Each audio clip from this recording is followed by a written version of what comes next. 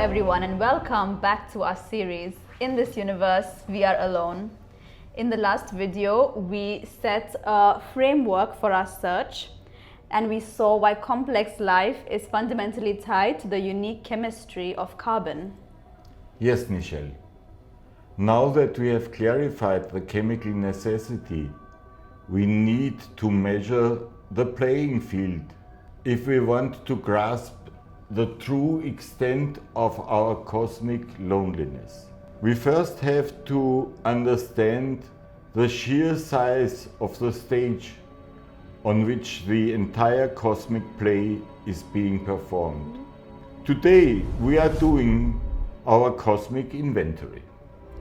We have already established that life can only develop in the relative vicinity of a star that provides reliable energy for a long time. Therefore, we ignore all of these planets that have been ejected from their systems and they are drifting in absolute cold, empty space without a driving force that sustains life. Exactly. The fundamental question starts and is simple. How many stars are there in the observable universe? Astronomers didn't just start asking the questions yesterday. They have spent decades to refine their measurements.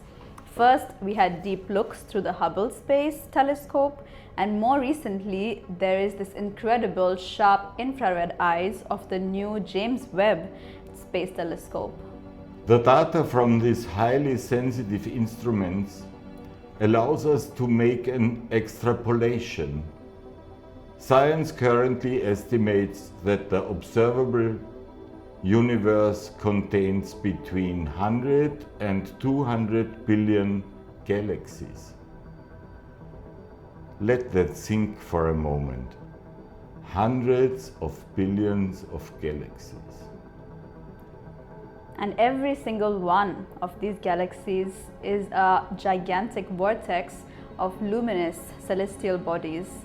Our own home galaxy, the Milky Way, is no exception. So let's assume an average of 100 billion stars per galaxy. That is a widely accepted astronomical standard approximation.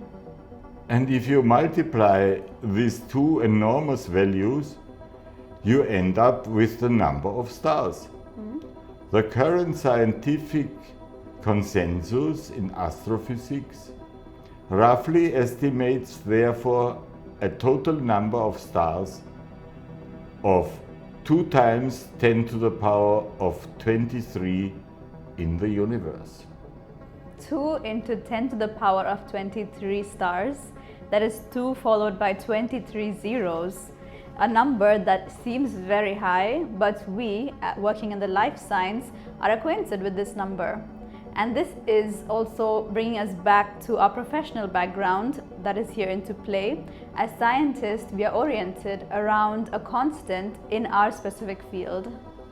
You mean the Avogadro number?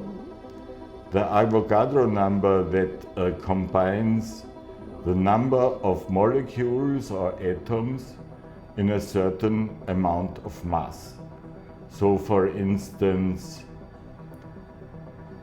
12 grams of carbon contain the same amount as 150 kilograms of your antibody you have produced. Exactly, and this constant is approximately 6 into 10 to the power 23. And for the purpose of our entire calculation, we will define this Avogadro constant, meaning 6 times 10 to the 23, at our absolute baseline. We assume that the universe provides us with exactly this starting pool of stars. And we grant every single one of these stars the chance to bring forth life and a society that can ponder the universe. But wait a minute.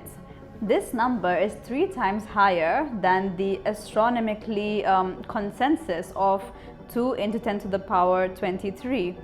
And that is ultimately 600 sextillion potential suns. Why are we intentionally assuming a number that is probably way too high? There are two reasons for this. First, this Avogadro constant builds a wonderful bridge from the cosmos to the atoms.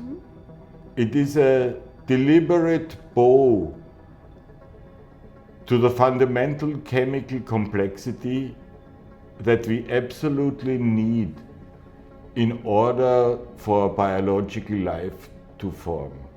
And what is the second, more important reason? We start with this number in order to make a stalemate that others cannot come and say, hey guys, you already started with a number too low.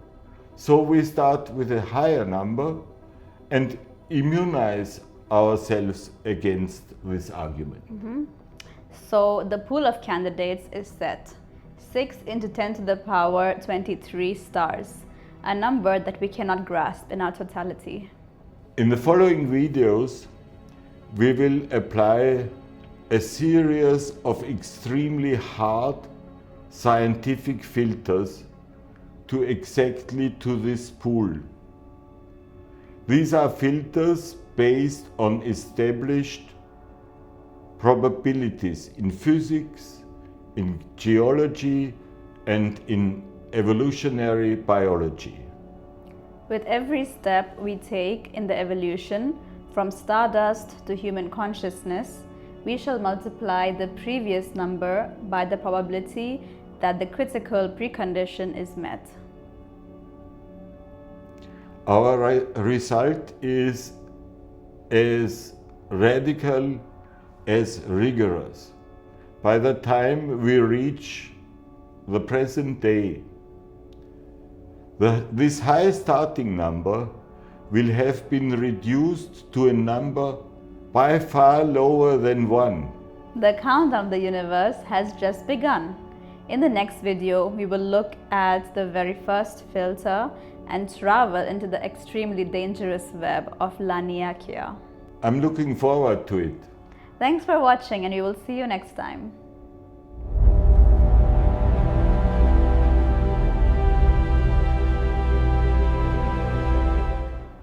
I always had problems calculating moles.